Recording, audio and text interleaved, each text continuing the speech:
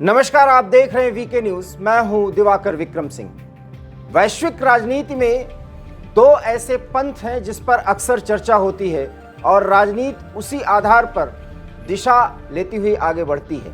दक्षिण पंथ और वामपंथ। पूरी दुनिया में वामपंथ के खिलाफ एक ऐसा माहौल बन चुका है जिसमें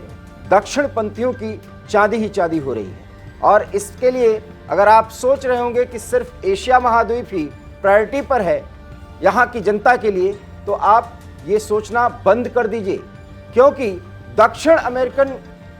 कॉन्टिनेंट में जिस तरीके से पूरे अमेरिकी कॉन्टिनेंट में दक्षिणी अमेरिकी देशों के संदर्भ में अगर हम बात करें तो आप देख सकते हैं कि दक्षिण पंथ वहाँ पर प्रभावी हो रहा है। हम ऐसा इसलिए कह रहे हैं क्योंकि इस कॉन्टिनेंट में लोकतंत्र की बयार ज़्यादा बहती है, लेकिन उस लोकतंत्र में एक ऐसा तत्व रहता है जहां धर्मनिरपेक्षता की बात सबसे ज्यादा आगे रखी जाती है, क्योंकि अमेरिका इस कॉन्टिनेंट को प्रमुखतया रिप्रेजेंट करता है। लेकिन ब्राजील के ठीक बगल और अमेरिका से कुछ ही दूरी पर बसा अर्जेंटीना, वहां के सत्ता बदल गई है और एक दक्षिणपंथी नेता जो ज़ेवियर के नाम से जाने जाते हैं और जिनका चुनाव चिन्ह तो कुछ और है, लेकिन अपने चुनाव के दौरान उन्होंने जब जनता से संवाद किया तो एक आंशिक रूप से आरी लेकर के वो चला करते थे, जिसका सांकेतिक महत्व है। हालांकि अब लास्ट में उन्होंने आरी लेकर के चलना बंद कर दिया था। इसके पीछे के कारण हम आपको बताएंगे, लेकिन सबसे पहले जान लीजिए कि ज़ेवियर ने किया क्या है। क्योंकि हम आपको बता दें कि दक्षिण अमेरिका के इस देश में, और अर्जेंटीना आप जानते होंगे कि फुटबॉल के लिए बहुत ज़्यादा फेमस रहा है, लोकप्रिय रहा है, लेकिन वहाँ पर जो आर्थिक हालात हैं वो बेहद मुश्किलों भरे हैं और जिस तरीके से वहाँ की सरकारें अभी तक चलती रही हैं उससे अर्थव्यवस्था पूरी तरीके से प्रभावित हो गई।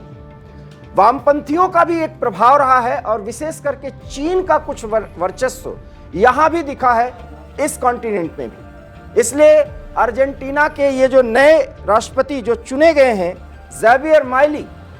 ये पूरी तरीके से चीन का विरोध करते हैं और उनके मुताबिक चीन के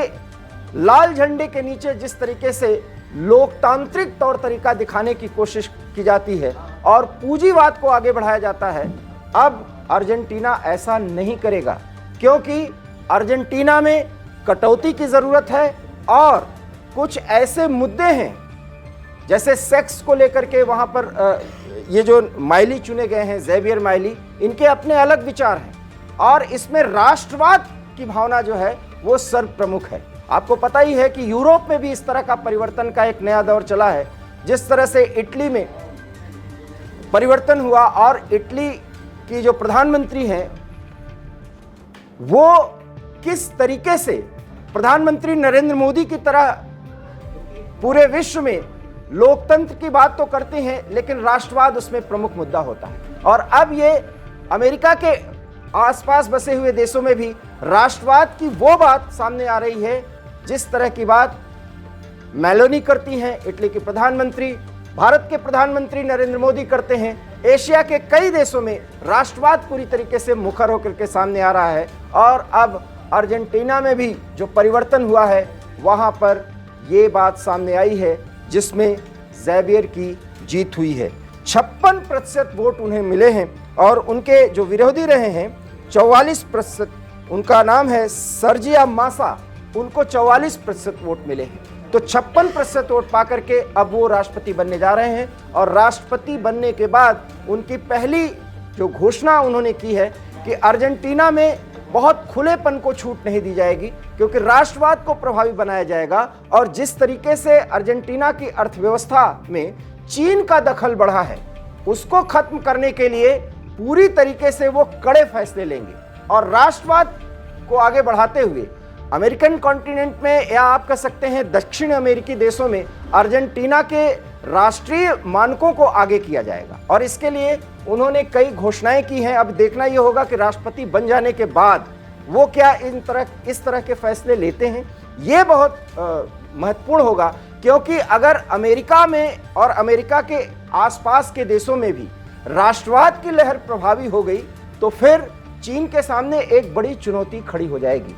क्या कुछ ऐसे मुद्दे उन्होंने उठाए हैं जिस पर जनता ने उन्हें समर्थन दिया है, यह भी देखना दिलचस्प है। और जनता ने उस स्थिति में उनको समर्थन दिया है जब वो ये बात कर रहे हैं कि ये कटौतियां की जाएंगी। इसीलिए हमने आपको बताया कि वो अक्सर बड़े रैलियों में या जनता के बीच में जब जाते थे तो एक आरी को लेकर के वो बाकायदा उसको ऊपर उठाते थे, और उस आरी का मतलब है कटौती। कटौती उन सुविधाओं पर, और जहां जहां पर जनता को वो सुविधाएं दी जा रही थी जिन सुविधाओं को दिए जाने की जरूरत नहीं है, ऐसा कहा जा रहा है कि ज़ेवियर उनमें कटौती करेंगे। और कटौती करने के पीछे एक लक्ष्य है कि एक राष्ट्रीय लक्ष्य की प्राप्ति के लिए जनता को, नेताओं को कुछ ऐसे कड़े फैसले लेते हैं और कुछ समय के लिए उस पर चलना होता है ताकि देश की अर्थव्यवस्था मजबूत हो। मजबूत अर्जेंटीना तभी हो सकता है जब वहां की अर्थव्यवस्था मजबूत होगी, और ऐसी मजबूत अर्थव्यवस्था के लिए किसी देश पर डिपेंडेंट रहना, अर्थात उस पर निर्भर रहना जरूरी नहीं है। क्योंकि जिस तरीके से चीन अपने माल को और सस्ते माल को लेकर के अमेरिका से लेकर के अमेरिका के आसपास के बसे इन देशों में पूरी तरीके से डंपिंग ग्राउंड बना दिया था, उसको लेकर के भी अर्जेंटीना में बहुत विरोध हो रहे हैं, और उसी विरोध को हवा दी है ये नए चुने गए ज़ेवियर राष्ट्रपति, जिनको 56% वोट मिले हैं। अब हम आपको बता दें कि जश्न का दौर अर्जेंटीना में शुरू हो गया है, क्योंकि ढेर सारी उम्मीदें ज़ेवियर से लोगों को है। और ज़ेवियर माइली अब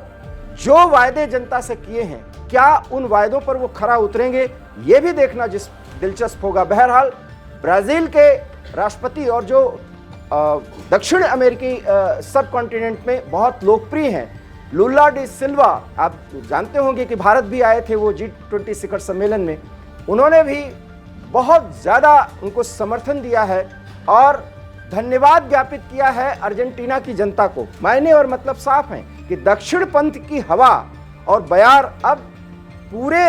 दुनिया के हर एक कॉन्टिनेंट में एंट्री करने जा रही है और कर चुकी है। और इसके पीछे का कारण है जिस तरीके से तदर्थवाद की नीति के तहत कुछ ऐसे फैसले किए जाते हैं जिसमें फायदा किसी और को होता है, जबकि फायदा उनको होना चाहिए जो देश के लिए सोचते हैं। इसलिए राष्ट्रवाद दक्षिणपंथ की सबसे बड़ी पहचान होती है, और उस पहचान को अगर कोई हवा दे दे और देश की जनता को उधर मोड़ दे तो वहां पर यह बयार बह जाती है। भारत में भी यही हुआ, और आप जानते हैं कि इटली में भी यही हुआ, और अब ज़ेवियर के रूप में अर्जेंटीना को जो नए राष्ट्रपति मिलने जा रहे हैं, वहां भी उन्हें दक्षिणपंथी ही कहा जा रहा है। क्या कुछ स्थिति अर्जेंटीना की बदलेगी उन परिस्थितियों में जब अमेरिका के कुछ ही दूरी पर बसे इस देश में राष्ट्रवाद की लहर अपने अंदाज में बहेगी जो वहां के राष्ट्रपति ने वायदे किए हैं? बड़ा सवाल यह है कि इटली, अर्जेंटीना और भारत, यहां राष्ट्रवाद में जो अपने देश के प्रोडक्ट्स को लेकर के और उसको लेकर के जो आग्रह है, जो सोच को लेकर के जो आग्रह है, जो लगाव होना चाहिए, अगर कोई नेता उसको प्रोजेक्ट कर रहा है, उसको जनता का समर्थन मिल रहा है, तो बदलाव शुरू हो चुका है।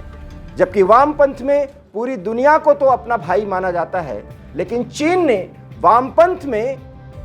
लाल झंडे के नीचे पूंजीवाद को पल्लवित और पुष्पित किया और अपने फायदे के लिए दुनिया को बाजार बना दिया, और उस बाजार में ऐसे माल डंप कर दिए जो वहां की अर्थव्यवस्था के लिए बहुत बड़ा खतरा बन गए। भारत ने इस पर कदम उठाए हैं। अब देखना यह होगा कि क्या ज़ेवियर भी चीनी सामानों को लेकर के और चीन के रुख को लेकर के एक कड़ा फैसला करेंगे, और अगर ऐसा करेंगे तो भारत और अमेरिकन सब कॉन्टिनेंट के और कुछ ऐसे देश जिसमें ब्राजील है, अर्जेंटीना है और कुछ प्रमुख देश हैं, उनका क्या रुख भारत के साथ होगा। इसमें व्यापार को लेकर के सबसे बड़ा परिवर्तन हो सकता है, और भारत और अर्जेंटीना जैसे देशों के बीच एक नई व्यापारिक पहल हो सकती है, एक नई रणनीतिक साझेदारी हो सकती है, और उससे भारत की ताकत बेहद मजबूत होगी और बहुत अच्छे तरीके से आगे बढ़ेगी, क्योंकि अमेरिका भी भारत का प्रमुख रणनीतिक सहयोगी होगा। बहरहाल अर्जेंटीना में दक्षिण पंथ की बयार बह चुकी है। ज़ेवियर 56% वोट पाकर के राष्ट्रपति बन चुके हैं, और राष्ट्रपति बनने के बाद जिस आरी को दिखा करके उन्होंने संकेत दिया था कि जनता को अब कड़े फैसले के लिए तैयार होना होगा और जनता ने उस पर सहमति जताई है। अर्जेंटीना किस राह पर आगे अर्जेंटीना किस रास्ते पर आगे बढ़ेगा, बेहद दिलचस्प होगा ये देखना। वीके न्यूज में फिलहाल इतना ही। देश और दुनिया की तमाम बड़ी खबरों के लिए आप देखते रहिए वीके न्यूज, क्योंकि यहाँ खबरों का सिलसिला कभी नहीं थमता। मुझे दीजिए इजाजत, नमस्कार। वीके न्यूज, राष्ट्र के नाम।